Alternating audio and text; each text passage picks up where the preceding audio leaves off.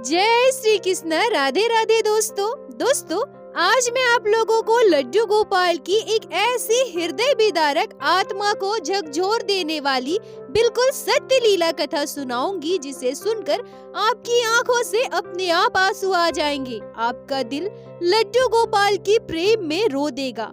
आप चाहकर भी खुद को रोक नहीं पाओगे। दोस्तों, यह घटना इतनी मार्मिक और दुखदाई है जिसे बताते हुए आज मेरी आंखों में आंसू आ रहे हैं। आप सभी को इस लीला कथा को कैसे श्रवण कराऊं? मेरा दिल लड्डू गोपाल के लिए बहुत दुखी हो रहा है। एक कृष्ण भक्त लड्डू गोपाल का सेवक कभी भी अपने ठाकुर जी के साथ ऐसी घटना को नहीं झेल सकता है।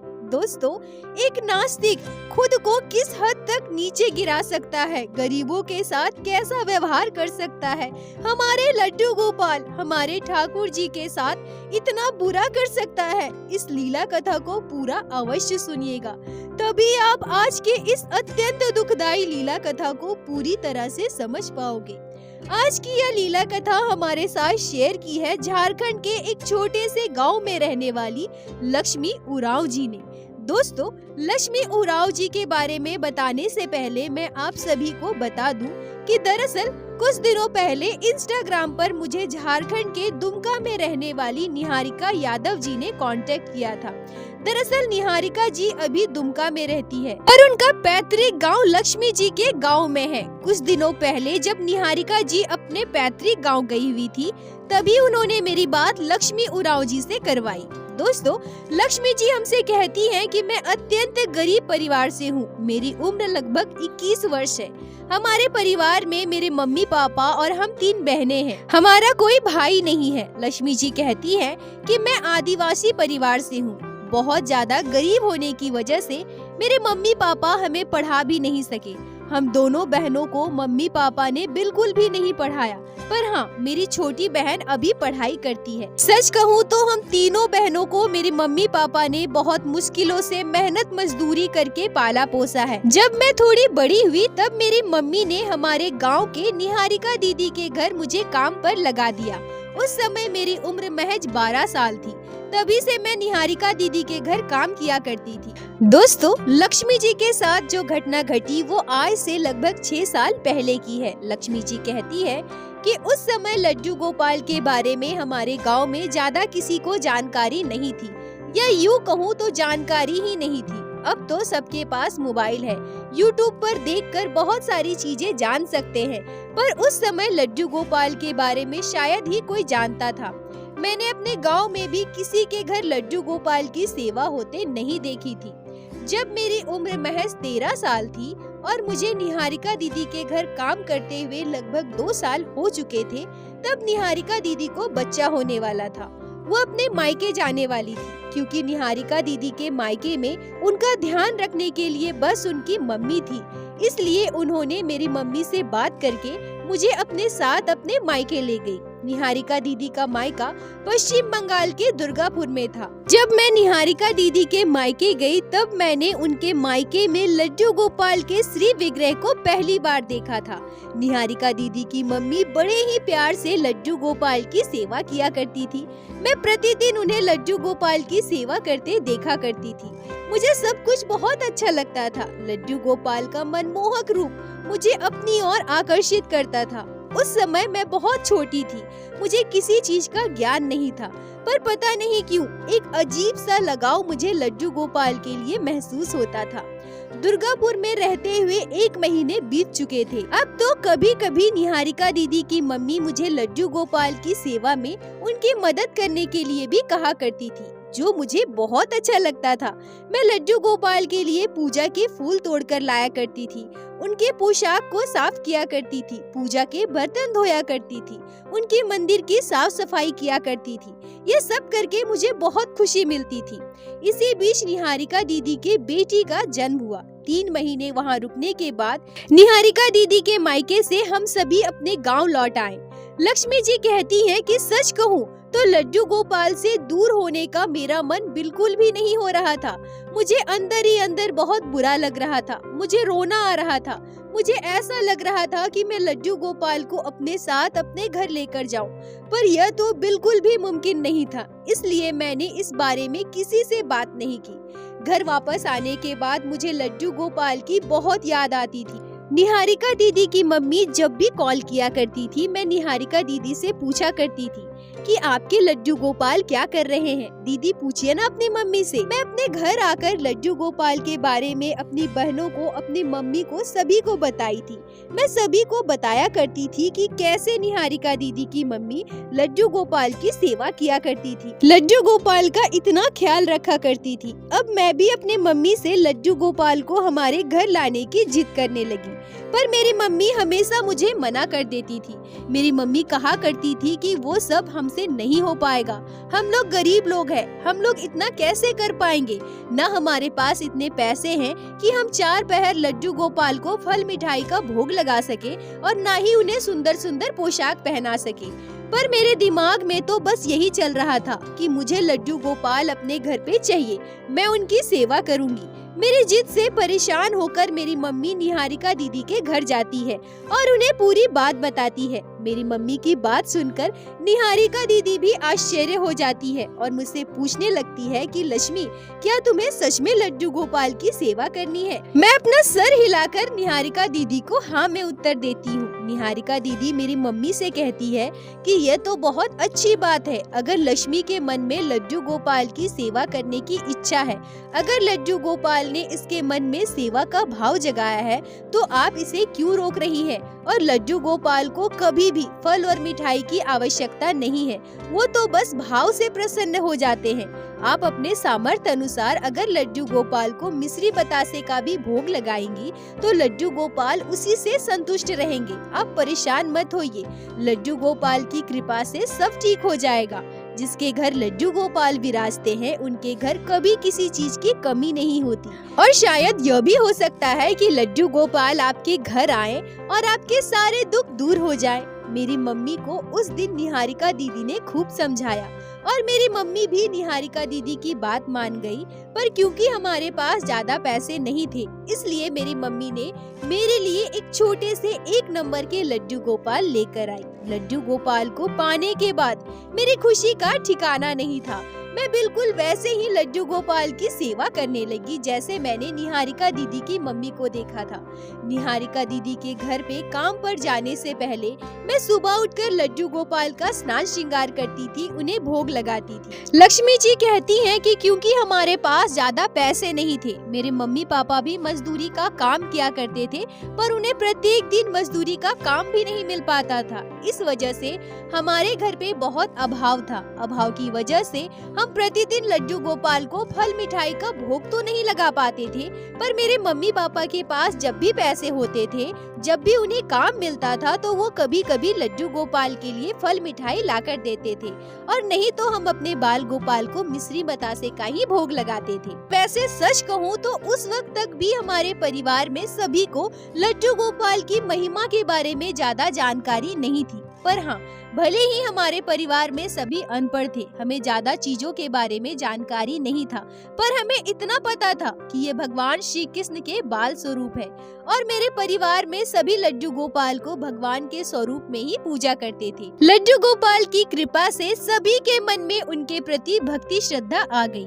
और सभी लड्डू गोपाल से बहुत प्रेम करने लगे। पर सबकी सोच एक जैसी नहीं होती है। मेरे गांव में जब सभी को पता चला कि हमारे घर लड्डू गोपाल विराजित है और हम 4 पहर लड्डू गोपाल की सेवा करते हैं, तो सभी हमारा मजाक उड़ाने लगे। सभी हमसे कहने लगे कि तुम्हारे घर में खाने को तो कुछ नहीं है और भगवान की सेवा करती हो, और वो भी 4 पहर का उन्हें भोग लगाती हो। इस तरह से अलग अलग तरीके से सभी हमें ताना देने लगे, सभी हमारा मजाक उड़ाने लगे, पर हम किसी को जवाब नहीं देते थे, न ही किसी की बात पर ध्यान देते थे। कभी कभी तो कई लोग हमारे घर आकर यह भी कहते थे कि दिखाओ कैसे है तुम्हारे लड्डू गोपाल, हम भी तो देखें। तुम इन्हें 4 पहर का भोग लगाती हो, क्या सच में तुम्हारे लड्डू गोपाल सारा खाना खा जाते हैं? ऐसा कहकर सभी हंसने लगते थे। इस तरह से हमारा मजाक उड़ाया जाता था। निहारिका दीदी की हस्बैंड की शिक्षक की नौकरी दुमका में लगी थी, जिस वजह से निहारिका दीदी भी अपने हस्बैंड के साथ दुमका में रहने लगी। अब मेरा काम भी छूट चुका था। मैं दिन भर घर पर रहती थी और अपने लड्डू गोपाल की सेवा करती थी। ऐसे ही दिन बीत रहे थे। लड्डू गोपाल को हमारे घर आए हुए लगभग 7-8 महीने बीत चुके थे। लक्ष्मी जी कहती हैं कि इसी बीच हमारे जीवन में वो घटना घटी जिसे आज बताते हुए मेरा पूरा शरीर सिहर रहा है, मेरी आंखों में आंसू आ रहे हैं। लक्ष्मी जी कहती हैं कि हमारे पड़ोस में रहने वाली एक दादी के घर में कोई पूजा थी और पूजा के बाद वो सभी को प्रसाद खिलाने वाली थी। प्रसाद में खिलाने के लिए उनके घर खीर, खिचड़ी, सब्जी और अलग अलग तरह के पकवान बनने वाले थे। सभी के घर में उन्होंने निमंत्रण दिया था। हमारे घर में भी निमंत्रण आया था। आज दादी के घर जाएंगे, प्रसाद खाएंगे, अच्छी अच्छी चीजें खाएंगे। यह सोचकर हम तीनों बहनें बहुत खुश हो रहे थे। पर जिस समय दादी हमारे घर निमंत्रण देने आई थी, उस समय हमारे घर पर कोई नहीं था, बस मेरी छोटी बहन थी। मेरी छोटी बहन ने घर पर यह नहीं बताया कि दादी ने बस एक लोगों को प्रसाद खाने के लिए बुलाया है और बिना सोचे समझे हम तीनों बहनें दादी के घर प्रसाद खाने चले गए और यही हमारी सबसे बड़ी भूल थी। दोस्तों, लक्ष्मी जी जब इस घटना के बारे में मुझे बता रही थी तब वो लगातार रो रही थी। उनकी आंखों से आंसू आ रहे थे और सच कहूँ तो दोस्तों, इस तरह से उन्हें रोते देखकर और लड्डू गोपाल के साथ इस निर्दयी घटना को सुनकर मुझे बहुत दुख हुआ और अभी भी इस घटना को आप सभी को बताते हुए मेरी आंखों में आंसू आ रहे हैं। लक्ष्मी जी रोते हुए हमसे कहती हैं कि क्या गरीब होना सच में पाप है? अगर गरीब होना अपराध है तो हमारी इसमें क्या गलती है? दोस्तों, हमारा समाज कितना भी तरक्की कर ले, पर सच तो यही है कि कहीं न कहीं आज भी हमारे समाज में गरीबों के साथ दुर्व्यवहार किया जाता है और इस सच्चाई को हमें स्वीकारना पड़ेगा। लक्ष्मी जी कहती हैं कि जब मुझे पता चला कि दादी के घर प्रसाद खिलाया जाएगा, वहाँ खिचड़ी, खीर, सब्जी, तरह तरह के पकवान बनाए गए हैं, तब मैंने सोचा कि आज मैं अपने साथ अपने लड्डू गोपाल को भी लेकर जाऊंगी। आज मेरे बाल गोपाल भी खिचड़ी, खीर, पकवान का भोग लगाएंगे। यह सोचकर मैं बहुत खुश थी। मैं अपनी मम्मी से भी कही कि आज मैं लड्डू गोपाल को दादी के घर ले जाऊंगी। मेरी मम्मी भी मुझे इतना खुश देखकर मुझे अपने साथ लड्डू गोपाल को ले जाने की इजाजत दे दी। मेरी छोटी बहन उस समय मात्र 9 साल की थी। वह प्रसाद खाने के लिए बहुत ज्यादा उत्साहित थी। वो सबसे पहले दादी के घर अकेले ही चली गई और प्रसाद खाकर घर चली आई। क्योंकि मेरी मम्मी किसी काम से बाहर गई थी, इसलिए मुझे दादी के घर जाने में देर हो रही थी। मेरी दूसरी बहन भी दादी के घर चली गई और प्रसाद खाकर घर वापस आई।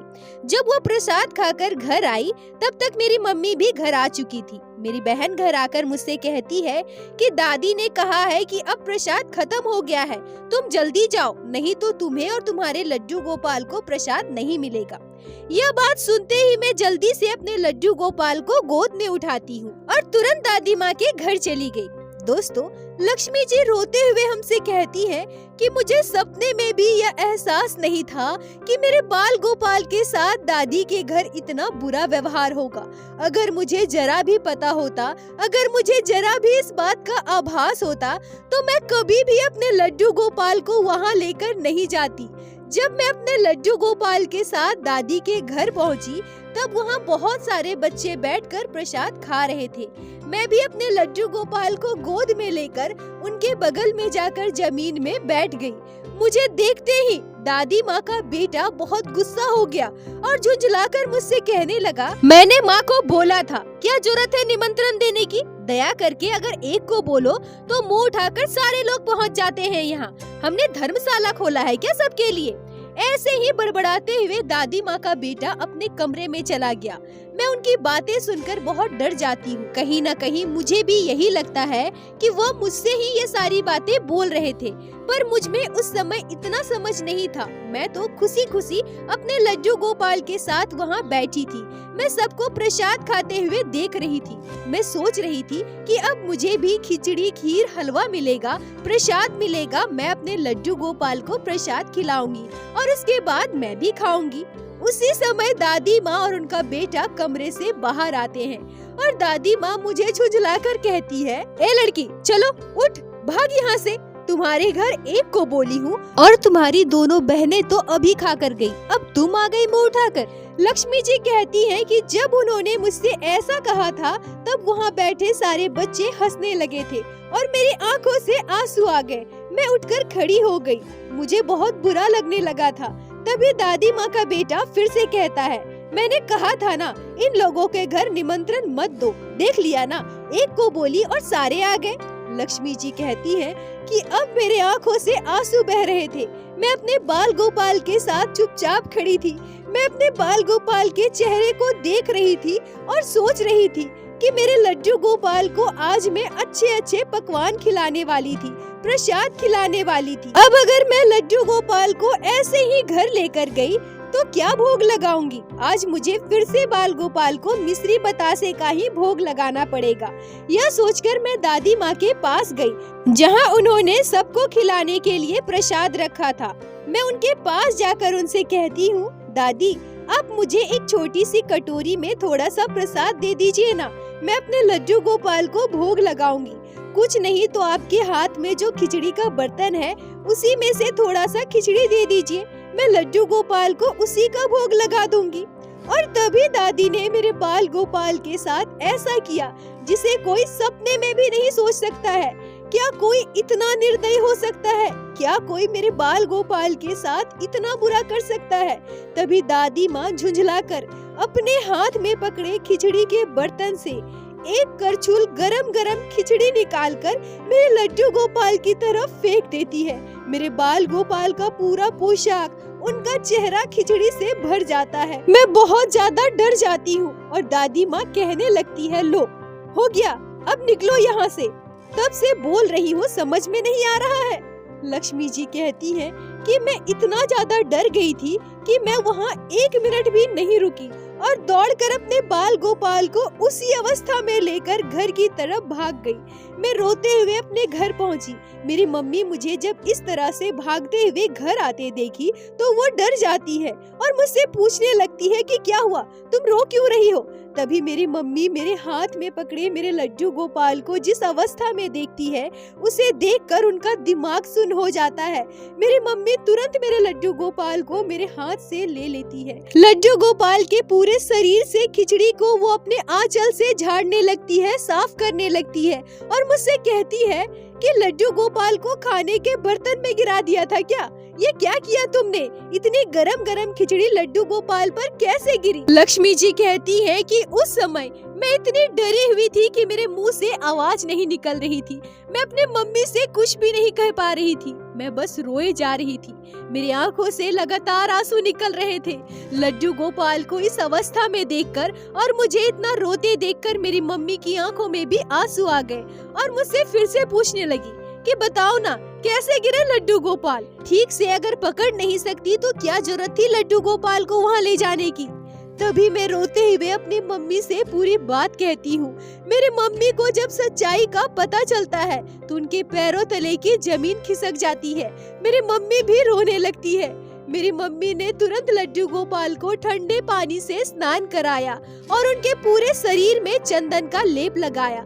हमारे पास लड्डू गोपाल को भोग लगाने के लिए 56 भोग तो नहीं थे, पर हमारे पास मिश्री बतासा था।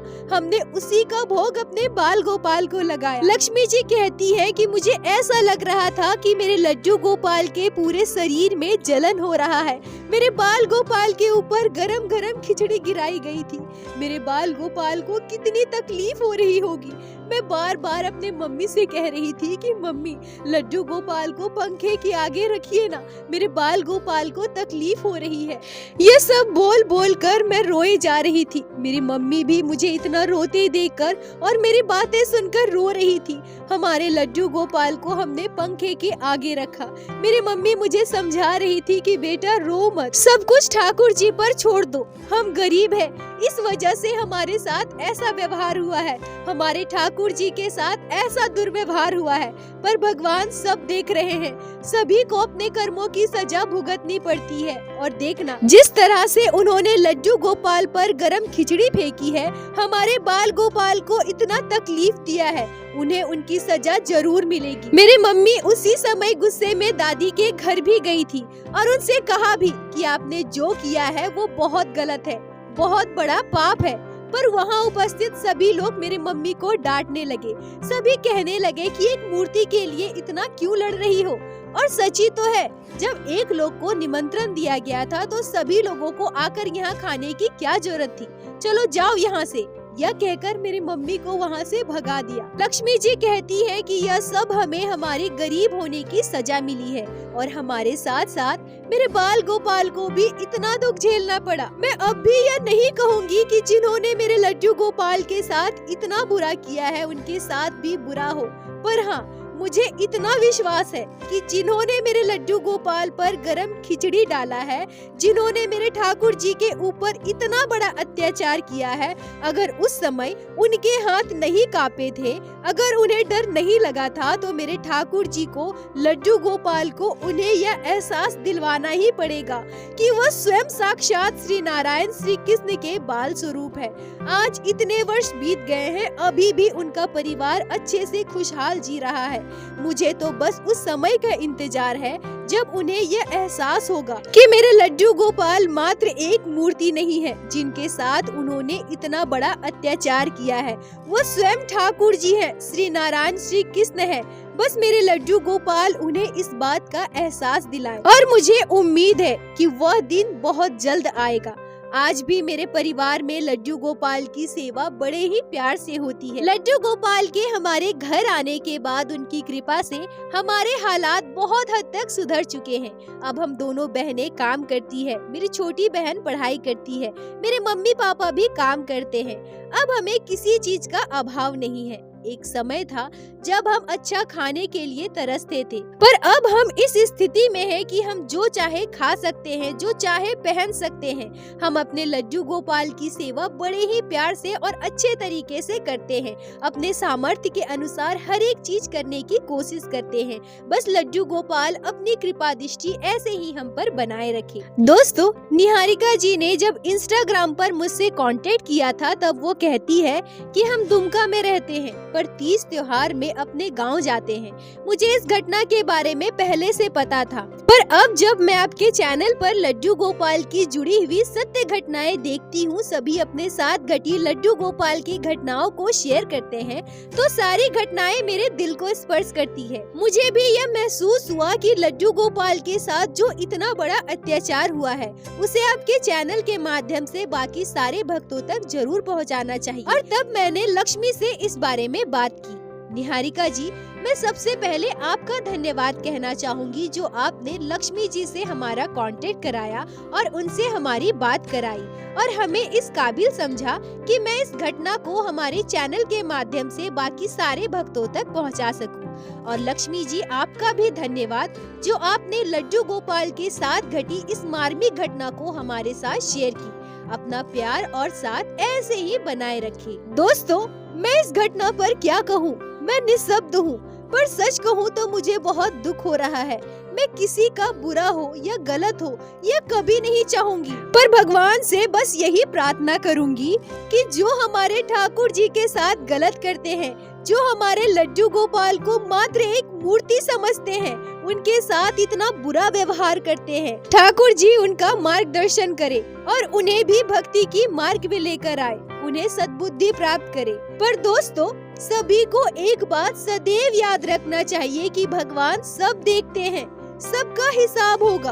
कोई भी कोई कुकर्म करके बच नहीं सकता है, इसलिए सदैव अपने कर्मों पर विचार कीजिए। और दोस्तों, मेरे साथ एक बार प्रेम से कहिए, बोलो बाके बिहारी लाल की जय, लड्डू गोपाल की जय, जय जय श्री राधे। दोस्तों, यदि आप लोगों को आज की यह लीला कथा अच्छी लगी हो, आपके हृदय को स्पर्श की हो, तो कृपया वीडियो को लाइक करके अपने दोस्तों के साथ शेयर अवश्य करें, जिससे बाकी भक्त भी लड्डू गोपाल के इस अद्भुत लीला कथा को श्रवण कर सके। और हमारे चैनल को सब्सक्राइब करें, जिससे प्रतिदिन आप लोग हमारे चैनल पे श्री बांके बिहारी श्री लड्डू गोपाल की लीला कथा सुन सके। दोस्तों, यदि आपके जीवन में घटी हो कोई भी चमत्कारी घटना या लड्डू गोपाल ने कभी भी की हो कोई भी लीला जिसे आप हम सभी के साथ शेयर करना चाहते हैं, तो कृपया हमें इंस्टाग्राम पे मैसेज करें। हम आपसे कांटेक्ट करेंगे और आपकी उस लीला कथा को हमारे चैनल पे बाकी सारे भक्तों के साथ शेयर अवश्य करेंगे। लड्डू गोपाल की कृपा आप पर और आपके पूरे परिवार पर बनी रहे। राधे राधे दोस्तों।